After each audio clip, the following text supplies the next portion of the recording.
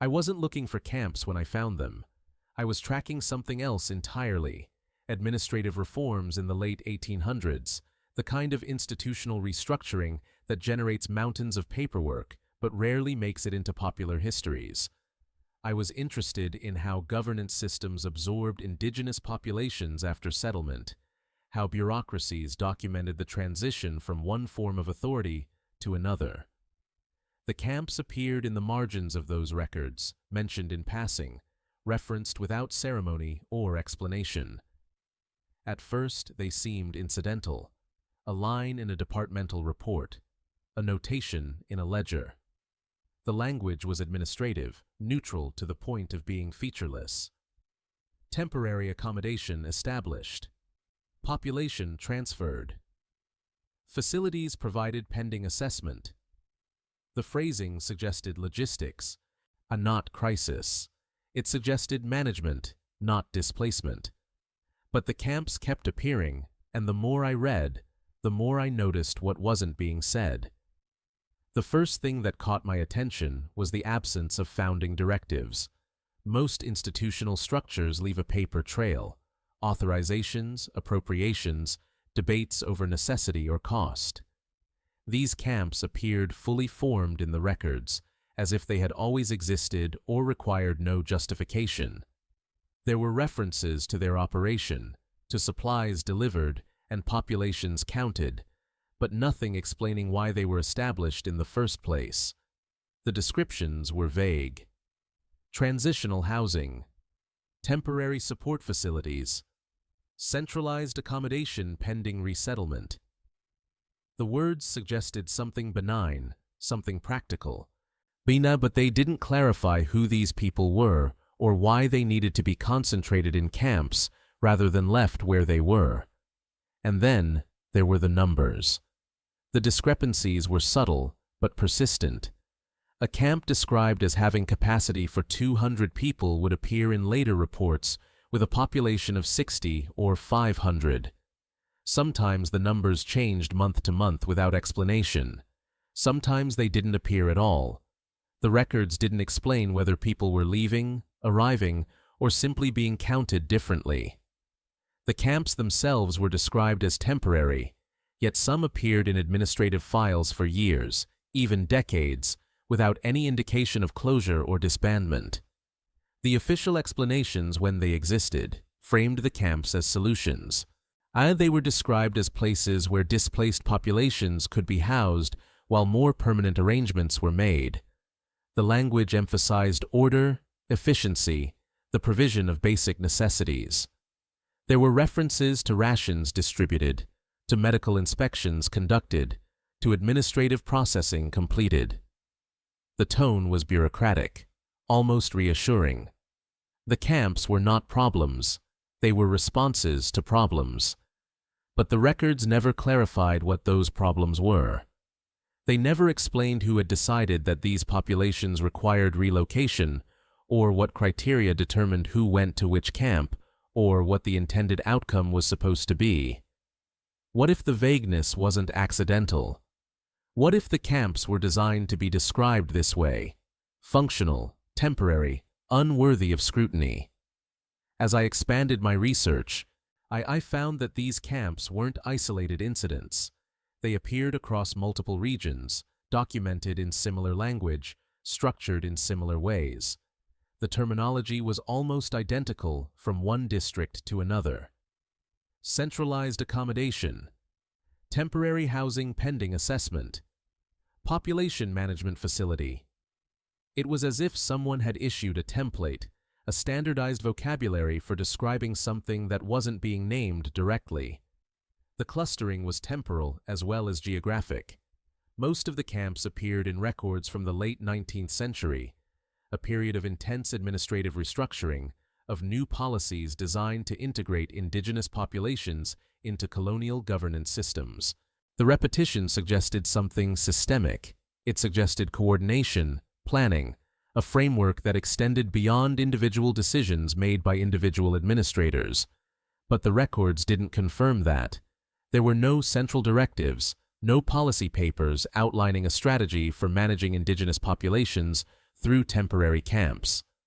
What existed instead was a pattern of local decisions that looked remarkably similar, implemented by different authorities in different regions using nearly identical language. And then the oversight changed. Early references to the camps appeared in local administrative files, managed by district officials who reported to provincial authorities. But over time, responsibility for the camps shifted upward. Centralized agencies began to oversee their operation, and standardized reporting formats replaced the more descriptive accounts from local officials. The camps were absorbed into broader administrative systems, categorized alongside other government facilities, hospitals, schools, warehouses. They became part of the infrastructure, documented in the same neutral tone used for roads and bridges. This shift raises a question. What happens when something transitions from a local response to a centralized program? What changes in how it's described, how it's justified, how it's remembered? The earlier records, sparse as they were, sometimes included context. A local official might note that a camp had been established after a particular event, or that certain families had been moved from specific areas. The later records eliminated that context. They documented populations in aggregate, or facilities by capacity, operations by expenditure. The people disappeared into numbers. The broader context of this period is well documented. Colonial administrations were undergoing massive restructuring. Infrastructure was being built at an unprecedented scale. Railways, telegraphs, administrative buildings, all constructed quickly to support expanding governance systems. Some of that infrastructure was repurposed. Buildings originally intended for one use were converted to another. Temporary structures became permanent. What if the camps followed the same pattern? What if they were established as short-term solutions and then persisted because the systems that created them found them useful? The records show that many camps continued to operate long after their stated temporary purpose should have ended. Some appeared in files for 10, 15, 20 years. There's no indication that anyone questioned this. There's no correspondence debating whether the camps were still necessary, whether the populations inside them should be released or relocated elsewhere. The camps simply continued, documented in annual reports with the same neutral language, the same vague descriptions of purpose. And then, there's what isn't in the records. I've found almost no personal accounts from people who lived in these camps. No letters, no diaries, no oral histories recorded later. It's possible those documents were never created.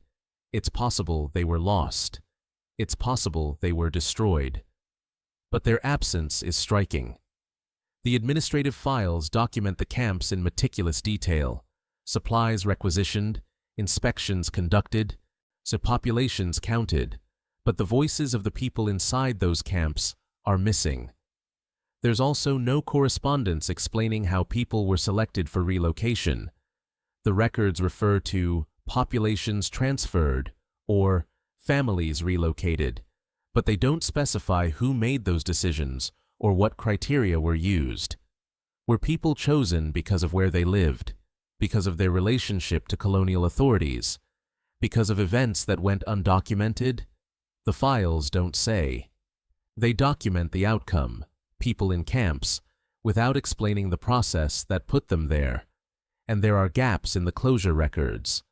Some camps disappear from administrative files without explanation. 1 year they're documented, supplies are being delivered, populations are being counted. The next year, nothing. No notation of closure, no transfer of residents to other facilities, no explanation of what happened. The camps simply stop appearing in the records as if they had never existed. What does silence mean in an archive?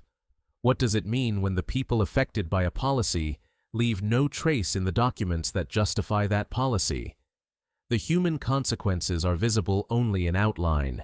Communities that had existed in specific places with specific relationships to land and to each other were relocated and reclassified. In the administrative records, They became populations, counted, categorized, managed. Their identities were administrative. They were camp residents, subject to camp regulations, documented in camp reports. What they had been before, where they had come from, what connections they had maintained or lost, none of that appears in the files. Some of the camps were located far from the areas where their populations had originated. People were moved not just from their homes, but from their regions, placed in camps hundreds of miles away. The records don't explain why. They don't discuss whether this distance was intentional, whether it served some administrative purpose, whether it was simply convenient. The distance existed as a fact, documented in reports that noted the locations of camps and the origins of their populations, without connecting the two. There are also records of land transfers during this period. Properties that had been occupied by indigenous families were reclassified as available for settlement. Ownership was transferred to colonial settlers, to government agencies, to private companies. The transfers were legal, undocumented in land registries and administrative files, but there's rarely any acknowledgement of prior occupants. The land is described as unused, as unimproved, as requiring development. The people who had lived there are absent from the documents that redistribute their land. What if the camps and the land transfers were connected? What if the relocation of populations made certain properties available, and the camps existed to manage the displaced until they could be integrated into colonial systems, or simply forgotten? The records don't answer that question. They document two processes: camps, housing displaced populations, land being transferred to new owners, but they don't explicitly link them. The connection exists only as a possibility, a pattern that emerges when you read the files together. And then there are the unanswered questions, the ones the records raise but don't resolve. Why did the camps emerge during this particular period of institutional transition? The late 19th century was a time of the shift suggests a change in how administrators understood the people they were managing, but it also suggests something else. It raises a question about visibility, about what it means to be counted without being named. Why do the records avoid naming individuals? Even in contexts where names would have been administratively useful, tracking who had been relocated, who had been released, who had died, the files often remain impersonal. There are exceptions, moments where a name appears, but they're rare. Most of the time, the people in the camps exist in the records only as populations, as aggregates, as numbers in reports. What does it mean when a system documents everything except the people it's affecting? The camps faded from the records without resolution. Some closed, their populations dispersed or transferred elsewhere. Others simply stopped being documented, vanishing from administrative files as newer systems replaced older ones. The bureaucracies that created the camps continued, evolved, restructured themselves. The camps became part of that history, absorbed into broader narratives about institutional development and administrative efficiency. But the questions remain. What were the camps for? Who decided they were necessary? What happened to the people inside them? The records provide fragments, descriptions, numbers, locations, but they don't provide answers. The official explanations are there, framed in the language of order and efficiency, of temporary solutions and necessary measures. But they don't explain why. They don't explain what problem the camps were solving, or what outcome they were meant to achieve. Administrative continuity replaced lived experience. The systems that created the camps documented their own operations in meticulous detail, but the lives of the people affected are almost entirely absent. What remains are files that describe logistics without context, policies without justification, outcomes without acknowledgement. I don't know what these camps were, not completely. I don't know if they were designed as tools of displacement or if they emerged organically from administrative decisions that seemed reasonable at the time. I don't know if the people who ran them understood what they were doing, or if they saw themselves as simply managing a process, following orders, implementing policies. What I know is that the camps existed, that people were placed in them, that the records document their operation, but not their purpose, that the official explanations don't account for the gaps, the silences, the absences. The questions remain unanswered. If you love this history information, give a heart in comments and like and subscribe our video.